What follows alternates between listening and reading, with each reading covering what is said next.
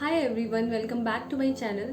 सो आजकल आप इतनी सारी वीडियोस देख रहे हैं जिसमें कि कोई फिट पर्सन, यंग बहुत ही हट्टा-कट्टा आदमी, डांस करता हुआ व्यक्ति, even gym going person heart attack के साथ हॉस्पिटल में आता है और अचानक से उसकी मौत हो जाती है। तो आज की इस वीडियो में हम डिस्कस करेंगे कि जब हार्ट अटैक आ रहा होता है, चल रहा होता है आपके दिल के अंदर, उस टाइम आपके दिल के साथ क्या हो रहा होता है। तो अगर आप ये वीडियो देख रहे हैं, प्लीज़ इसको लास्ट तक जरूर देखिएगा। तो चलिए हम डिस्कस करते हैं इसके बारे में। हमारे पास 50% लोग ऐसे आते हैं हॉस्पिटल में जिनको अभी तक हार्ट अटैक और कार्डियक अरेस्ट के बीच में डिफरेंस क्या है वो तक मालूम नहीं होता है। तो ये आपके लिए जानना बहुत जरूरी है कि जब हार्ट अटैक आता है उस टाइम आपके दिल में क्या चल रहा होता है। तो देखिए, दिल में कुछ नसें हैं जिसमें कुछ ना कुछ प्लाक बने होते हैं और वो प्लाक का प्रोग्रेशन अलग अलग तरीके से होता है। जैसे जैसे प्लाक बढ़ता जाता है वैसे वैसे ही ब्लॉकेज बढ़ती जाएगी। ठीक है, this is what we call atherosclerosis.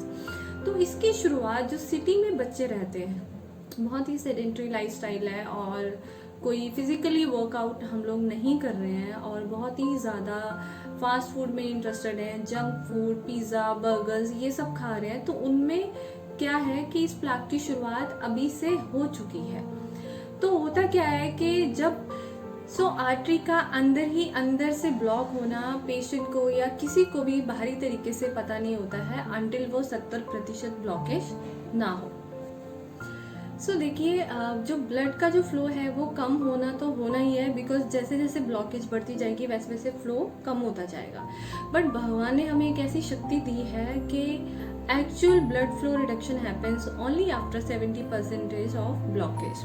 जब तक 70% ब्लॉकेज हार्ट में देखने को नहीं मिलेगा तब तक एक्चुअल जो ब्लड का जो फ्लो है वो कम नहीं होगा।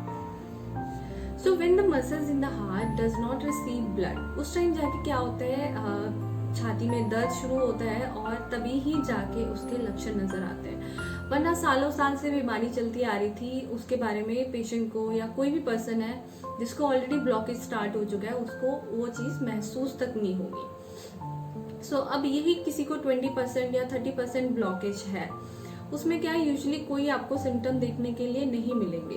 बट 100 में से 1% कोई ऐसा होता है, ऐसा बदकिस्मत इंसान जिसमें क्या है कि 30% ब्लॉकेज में ही प्लाक रप्चर हो गया। बट ये जो प्लाक रप्चर होता है वो यूजुअली 70% ब्लॉकेज के बाद होता है। बट यही प्लाक रप्चर 20% ब्लॉकेज है तब हो सकता है, 30% ब्लॉकेज है तब भी हो सकता है। बट उसी टाइम क्या है कि अगर 70% ब्लॉकेज होने के बाद प्लाक रप्चर हो रहा है तो उस टाइम प्रोबेबिलिटी जो है वो बढ़ जाती है। मतलब 100 में से, अभी हम एक पेशेंट की बात कर रहे थे, अब 100 में से वही तब 10 पेशेंट हमारे हो जाएंगे जिनको हार्ट अटैक आ रहा है। और जब ये प्लाक रप्चर होता है, प्लाक क्या होता है, जो कोलेस्ट्रॉल होता है, जो एक हमारे नसों के अंदर एक परत जमी होती है, वो जो अचानक से रप्चर हो जाती है, उसके बाद जो है हमारा जो कोलेस्ट्रॉल होता है वो ब्लड स्ट्रीम के साथ मिलना स्टार्ट हो जाता है।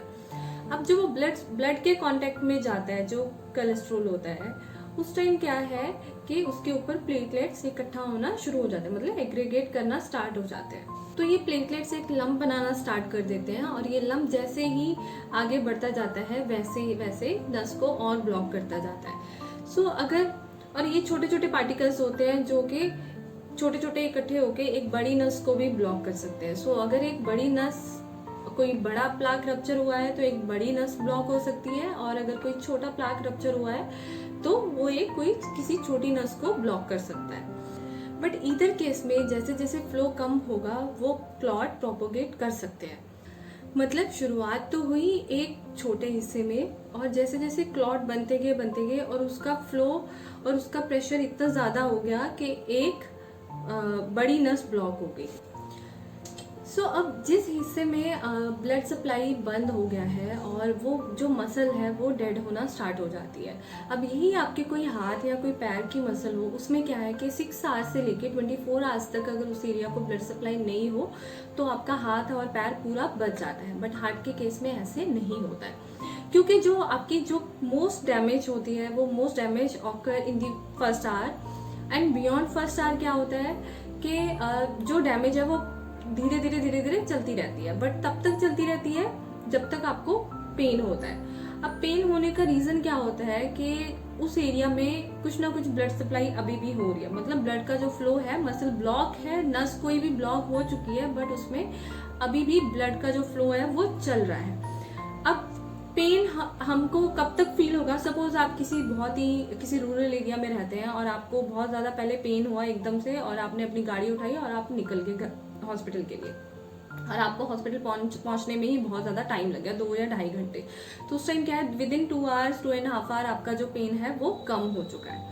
अब आपको लगेगा कि हाँ उस टाइम सब ठीक हो गया, बट एक्चुअल में वो सब सही नहीं होता है। हो सकता है आपकी वो मसल पूरी कंप्लीटली डैमेज हो चुकी हो, कंप्लीटली डेड हो चुकी हो, क्योंकि पेन आपको तब तक रहता है जब तक उस हिस्से में, उस मांसपेशी में आपको ब्लड की सप्लाई मिल रही है, तभी ही आपको वो पेन होगा। जब तक ब्लड का फ्लो है तब तक आप उस पेन को फील कर सकते हैं। जब वो जैसे ही उस मसल में ब्लड का जो फ्लो है वो कम हो गया, उस टाइम क्या है, आपको कोई पेन फील नहीं होगा, आपका जो पेन है वो कम्प्लीटली स्टॉप हो जाएगा।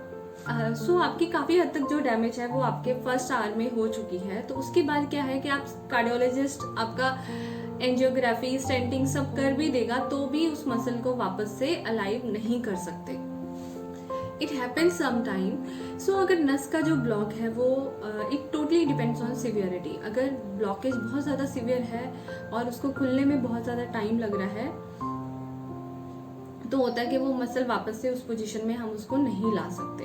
अदरवाइज स्टेंटिंग के साथ काफी हद तक उस चीज को सही किया जा सकता है। सो अगर आपको 30% ब्लॉकेज था और आप ऐसे एक बदकिस्मत इंसान थे कि प्लाक रप्चर हो गया उस टाइम, और आप उस टाइम ये कोशिश कीजिए कि आप हॉस्पिटल में भी जाएं, बट मेक श्योर कि उस हॉस्पिटल में कैथ लैब हो, और कैथ लैब नहीं भी है तो आप ऐसे फिजिशियन के पास जाएं, ऐसे कार्डियोलॉजिस्ट के पास जाएं, और अगर इमीडिएटली वो आपको थ्रोम्बोलिसिस ट्रीटमेंट स्टार्ट करता है और आप वो ट्रीटमेंट इमीडिएटली ले लेते हैं, उस टाइम क्या है, स्टेंटिंग की भी जरूरत नहीं पड़ती है। और इवन विदाउट स्टेंटिंग ही उसको विद मेडिकेशन ही उस ब्लॉक को ठीक किया जा सकता है। होता है कि जब थ्रोम्बोलिसिस इवन स्टार्ट कर देते हैं और वो मेडिकेशन पेशेंट की लाइफ लॉन्ग चलती रहती है, और उसके बाद जब उसकी एंजियोग्राफी किया जाता है तो उस टाइम पे क्या होता है कि कोई ब्लॉक मिला ही नहीं उनको। मतलब डॉक्टर को बहुत सारे केसेस में ऐसे भी हमको देखने के लिए मिलते हैं कि जिसमें के ब्लॉकेज था, बट आफ्टर ट्रीटमेंट वो पेशेंट काफी टाइम से ट्रीटमेंट ले रहा है, इवन लाइफ लॉन्ग चलता भी है उसका ट्रीटमेंट, और उसके बाद कोई ब्लॉकेज उसको मिलता ही नहीं है डॉक्टर को देखने के लिए। तो ऐसा भी काफी सारे केसेस में होता है। उसका रीजन के बहुत ही किसी अच्छे डॉक्टर ने इमीडिएटली उसको पता चला कि पेशेंट को हार्ट अटैक आया और उसने उसी टाइम उसका थ्रोम्बोलिसिस ट्रीटमेंट स्टार्ट कर दिया।